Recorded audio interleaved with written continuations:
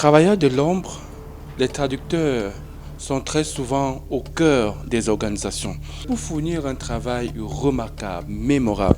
Ce qui a d'ailleurs poussé les Nations Unies à leur accorder toute une journée. Elle est célébrée le 30 septembre de chaque année où on commémore la journée mondiale de la traduction. En 2024, elle a été placée sous le signe de l'art. La traduction est un art qu'il faut préserver, qu'il faut comprendre. Sauf que dans certains pays africains, notamment au Cameroun, on connaît une crise profonde de la traduction.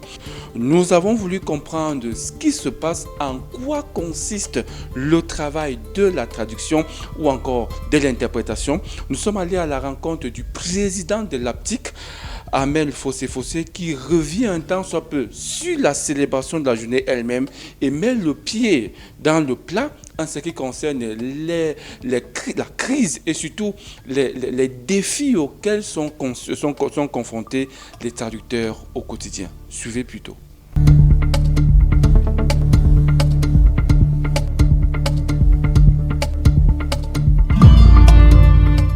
Bon, pour être traducteur, il faut être titulaire d'une licence dans n'importe quelle discipline. C'est vrai que les titulaires de licences bilingues sont un peu privilégiés parce qu'au niveau des compétences linguistiques, la plupart sont mieux préparés. Mais toutes les licences ouvrent la voie à la formation des traducteurs ou des interprètes. Donc nous avons des collègues qui ont des licences en biochimie, d'autres en économie, en droit. Et les titulaires des licences en droit sont particulièrement encouragés à faire la traduction et l'interprétation. Parce que le droit, c'est l'une des disciplines mères. Et c'est une discipline un peu transversale, vous voyez. Ceux qui ont des licences en économie, ils sont encouragés à faire la traduction si leurs compétences linguistiques le leur permettent. Parce qu'on n'apprend pas les langues à l'école de traduction. Vraiment pas du tout. Vous devez maîtriser vos langues de travail avant d'entrer à l'école. Ben, la suite, c'est vous présenter le concours d'entrée dans l'une des écoles. Il y a l'École supérieure des traducteurs et interprètes de l'Université de Buea, dont je suis l'un des heureux produits. Il y a l'Institut supérieur de la traduction, de l'interprétation et de la communication, ici à Yaoundé, qui est l'ISTIC, et il y a plusieurs autres institutions que je ne vais pas nommer.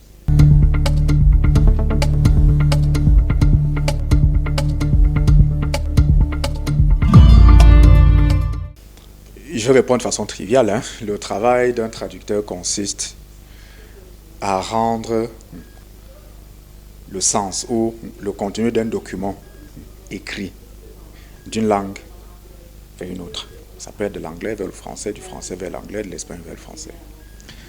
L'interprétation consiste à communiquer un message oral d'une langue A vers une langue B ou d'une langue B vers une langue A. Donc ça peut être le français ou l'anglais ou bien l'anglais au français. Voilà.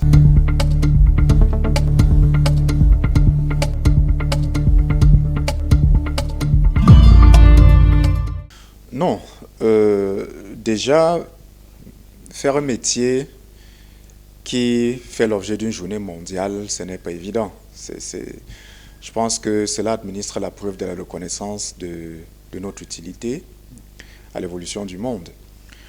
Et maintenant, dire qu'après la journée mondiale de la traduction, nous sommes rangés dans les tiroirs, pas du tout.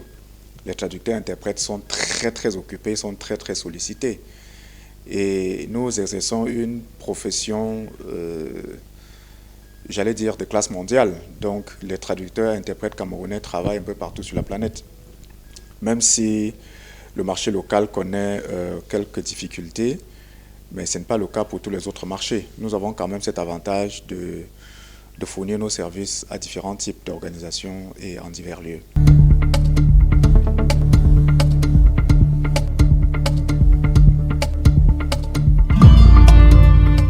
Non, ce n'est quand même pas tout le temps qu'on a des traductions mal faites provenant des administrations. Et je dirais que c'est d'ailleurs une curiosité parce que toutes les administrations centrales du Cameroun sont dotées soit d'une cellule de la traduction, soit d'une division chargée de la traduction et du bilinguisme. Donc j'allais dire, c'est paradoxal, mais c'est aussi lié au fonctionnement de l'administration. Vous voyez, parfois ces choses sont faites à l'insu, soit des plus hautes autorités de ces administrations, soit des services spécialisés. Vous voyez, c'est difficile quand on évolue dans un contexte où l'on a des personnes qui parlent à la fois le français et l'anglais. Donc certains ne connaissent pas la valeur de la traduction. Donc on doit simplement encourager, sensibiliser les fonctionnaires à faire usage des services spécialisés qui se trouvent dans les administrations. Donc,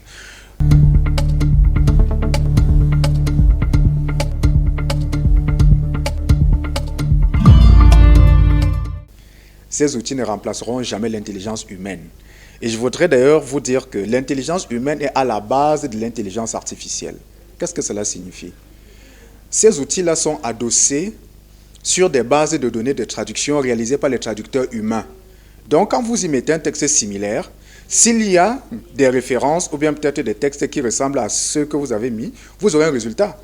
Mais s'il n'y a pas de traduction peut-être similaire dans la base de données, vous n'aurez aucun résultat.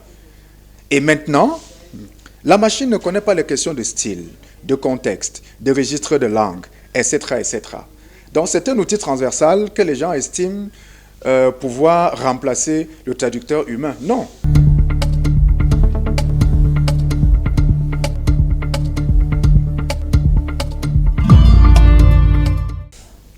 L'APTIC, c'est l'association des professionnels de la traduction et de l'interprétation du Cameroun, qui recèle en son sein les traducteurs en service dans l'administration, comme ceux qui sont en service dans le secteur privé, ou bien dans les organisations internationales. Maintenant, notre rôle est de veiller à la qualité de la traduction, vous avez raison. Sauf que, au regard de la multiplicité des donneurs d'ordre, nous ne pouvons faire qu'un travail soit de plaidoyer, soit de lobbying. Parce que, au regard de tout ce que je vous ai expliqué, mais vous comprenez qu'on ne devrait pas être confronté à ces difficultés. Dans les pays monolingues, ça peut se comprendre parce que les professionnels sont rares. Mais je vous rappelle que nous avons près de 1550 traducteurs, interprètes formés au Cameroun, mais ça c'est inédit. Vous ne pouvez avoir ce nombre que sur la place de la Commission européenne, où on a environ 27 combinaisons linguistiques. Mais nous avons une combinaison linguistique principale qui est l'anglais et le français. Hein? Et à cette combinaison-là viennent se greffer d'autres langues telles que l'espagnol, le portugais, mais à très faible proportion. Donc, nous faisons notre travail et il revient aux donneurs d'ordre d'avoir recours aux professionnels. Pour traduire, il faut avoir des aptitudes, il faut avoir de la connaissance, il faut avoir de la prestance, il faut avoir de la qualité et il faut aller à l'école formelle. Dieu merci au Cameroun, il y a une ouverture, il y a des écoles institutionnelles qui forment dans le domaine.